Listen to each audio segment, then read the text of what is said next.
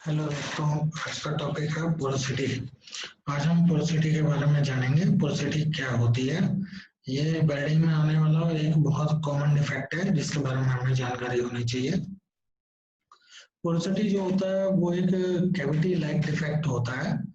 ये जो है राउंड शेप और एलोंगेटेड भी हो सकता है, राउंड तरह का, और ये एलोंगेटेड शेप का भी हो सकता है। और ये जो मोस्टली होता है ये सरफेस पे या सब सरफेस पे पाया जाता है। जैसा कि आप फोटो में देख रहे हैं, सरफेस मतलब बिल्कुल सतह के पास में। और जो सब सरफेस होता है वो एरिया 5 से 6 नीचे होता है सरफेस से, उस एरिया को सब सरफेस बोलते हैं। कॉमनली पोरोसिटी यहाँ पे ही पाया जाता है, नीचे भी पाया जाता है, but most of the porosity जो होता है वो किसी एरिया में मिलता है हमको, सरफेस पे और सब सरफेस पे।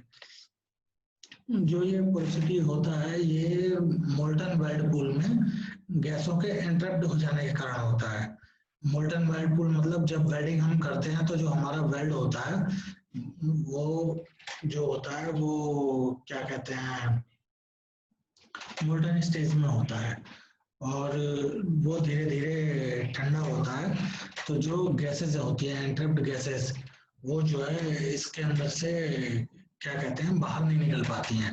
तब तक हमारा जो ये मोल्टन पूल होता है ये ठंडा हो जाता है, तो गैसेस उसके अंदर एंट्रैप्ड हो जाती हैं, तो जिससे कि अंदर ही फंस जाती हैं और ये क्या कहते हैं पोरोसिटी के रूप में आ जाती हैं।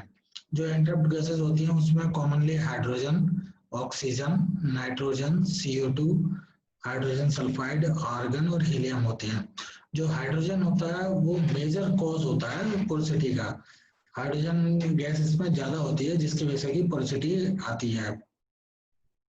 ये कुछ शेप्स हैं, स्नैप्स हैं पोरोसिटी के जो कि दिखाए गए हैं। ये कुछ फोटोज हैं, ये पोरोसिटी है सरफेस पे दिखाई दे रही है। ये यहाँ पर ये भी फोटोज का पोरोसिटी का दिखाया है, ये है ये है। अब हम जानेंगे मेजर कॉजेस क्या है पोरोसिटी का, पोरोसिटी किस वजह से होती है।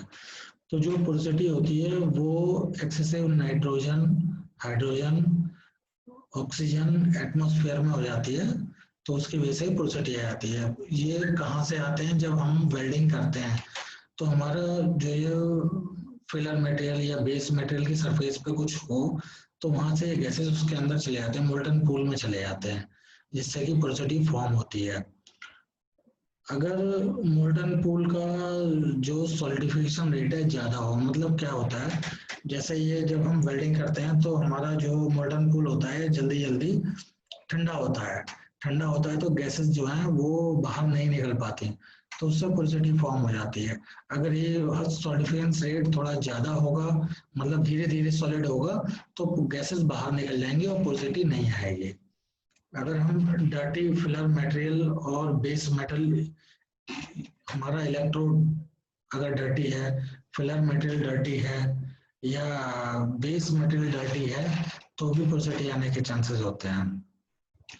अगर हम गैल्वेनाइज्ड बेस मटेरियल यूज करेंगे तब भी पोरोसिटी आ जाएगी। जैसे हमने उसके ऊपर से जिंक नहीं निकाला और हमने वेल्डिंग की, तो वो जो है कि पोरोसिटी फॉर्म कर देगा। अगर एटमॉस्फेयर में ज़्यादा मॉइस्चर हो, इलेक्ट्रोड जो हो वो मॉइस्चर वाला हो, बेस मेटल की सरफेस पे ग्रीस लगा हो, कोई हाइड्रोकार्बन हो, और या वाटर कंटामिनेशन हो सरफेस के ऊपर, तो पोरोसिटी होने के चांसेस ज़्यादा रहते हैं। अगर अदर रीजन्स जो हैं वो कि अगर हमारी इनसफिशिएंट प्रोटेक्शन हो, हवा तेज चल रही हो, हमने जो कवरिंग की है टेंट वगैरह लगाया हो उसमें एयर पास हो रही हो, ठीक है ना, तो भी ये पोरोसिटी आने का चांस है। जो भी हमारी गैस शील्डिंग है उसके अंदर एयर आ जाए तब भी पोरोसिटी आ जाएगी। अगर हमारा इंटरपास टेम्परेचर बराबर नहीं है, इनसफिशिएंट इंटरपास टेम्परेचर, तब भी पोरोसिटी आ सकती है। अनस्टेडी ट्रेवल स्पीड, अगर हमारा ट्रेवल स्पीड बराबर नहीं है तब भी पोरोसिटी आने के चांसेस रहता है। अगर हमारी वेल्डिंग बीड ज्यादा चौड़ी है तो भी पोरोसिटी आने के चांसेस हैं। अगर स्लैब जो है वो आर्क से आगे चल रहा हो तब भी पोरोसिटी आ सकती है। अगर हम ज्यादा हाई वोल्टेज यूज कर रहे हो और हमारा आर्क लेंथ जो है वो ज्यादा है तब भी पोरोसिटी आने के चांसेस ज्यादा रहते हैं। तो ये थे कुछ कॉजेज जिनकी वजह से पोरोसिटी आती है।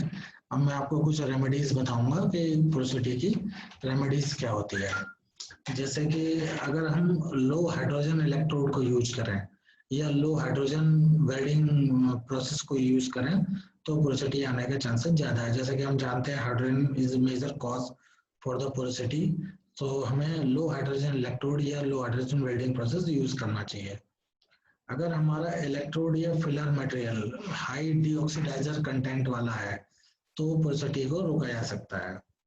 अगर हम प्री हीट करें और या कुछ एक्स्ट्रा हीट इनपुट डालें तो क्या है कि जो सॉलिडिफिकेशन रेट है वो स्लो हो सकता है, जिससे कि पोरोसिटी आने के चांस कम हो जाएंगे। अगर हमारा filler material base material electrode clean है तो पोरोसिटी नहीं आएगी। अगर हम गैल्वेनाइजिंग मटेरियल यूज कर रहे हैं तो उसपे से हमें जिंक उतार देना चाहिए तो पोरोसिटी नहीं आएगी। हमारा इलेक्ट्रोड जो है वो प्रॉपर प्लेस में रखा होना चाहिए। बेक्ड इलेक्ट्रोड हमें यूज करना चाहिए एंड बेस मेटल को अगर प्री हीट की जरूरत है तो उसे प्री हीट देना चाहिए। तो ये रेमेडीज हैं जिसकी वजह से पोरोसिटी आने के चांसेस लगभग ना के बराबर हो जाते हैं। अब हम जानेंगे पोरोसिटी कितने प्रकार की होती है। ठीक है ना, तो कॉमनली पोरोसिटी जो होती है वो 5 प्रकार की होती है। Number 1 scattered porosity, number 2 cluster porosity, number 3 piping porosity, number 4 aligned या लीनियर पोरोसिटी और नंबर 5 एलोंगेटेड पोरोसिटी। अब हम इनके बारे में डिटेल में जानेंगे कि ये होते क्या हैं। तो सबसे पहले स्कैटर्ड पोरोसिटी। जो स्कैटर्ड पोरोसिटी होती है ये फुल लेंथ ऑफ वेल्ड होती में हो सकती है। ठीक है ना, ये जो है हमारे सिंगल पास करते समय या मल्टी पास करते समय भी हो सकती है। ये जो होती है अलाइंड पोजीशन में नहीं होती है, इधर उधर हियर एंड देयर होती है।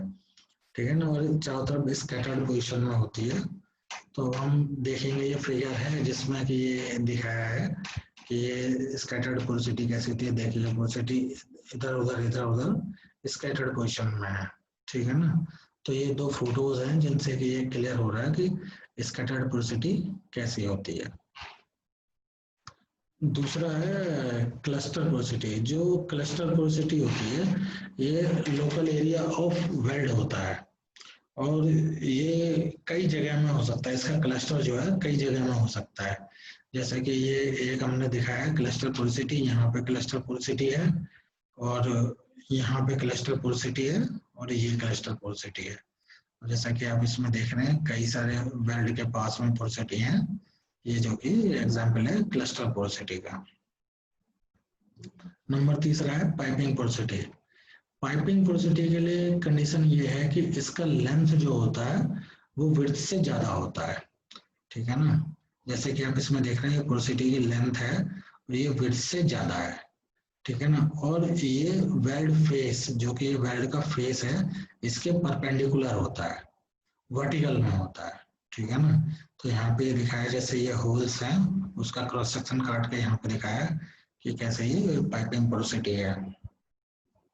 इसके बाद है अलाइन्ड या लीनियर पोरोसिटी। ये क्या होता है, एक लोकलाइज्ड अरेंजमेंट होता है पोरस का, मतलब कंटिन्यूअस होता है, ये एक लाइन में होता है, इसलिए इसे लीनियर पोरोसिटी या अलाइन्ड पोरोसिटी कहते हैं। जैसे आप फोटो में देख सकते हैं ये कंटिन्यूअस पोरोसिटी आती है।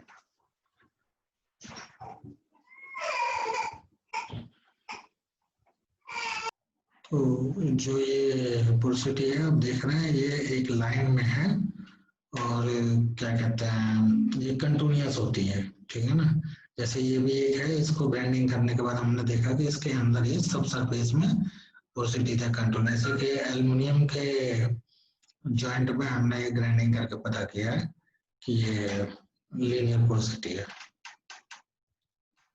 उसके बाद आता है एलोंगेटेड पोरोसिटी। तो ये भी जो है पाइपिंग पोरोसिटी की तरह ही होता है।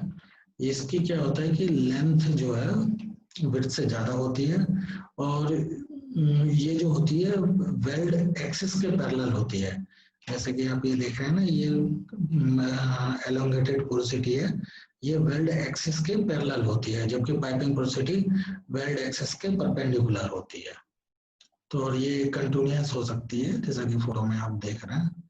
तो दोस्तों ये था हमारा आज का टॉपिक पोर्सिटी के बारे में। तो आप मेरे चैनल को लाइक करें एंड सब्सक्राइब करें और कमेंट बॉक्स में जरूर लिखें कि आपको कोई नया वीडियो किस बारे में चाहिए, जिससे कि मैं आगे आप लोगों को नया वीडियो दे सकता हूँ। और कुछ जो भी आपके नए कमेंट होंगे मैं उसके बारे में फिर नए तरीके से सोच के नया वीडियो बनाऊंगा। Thank you.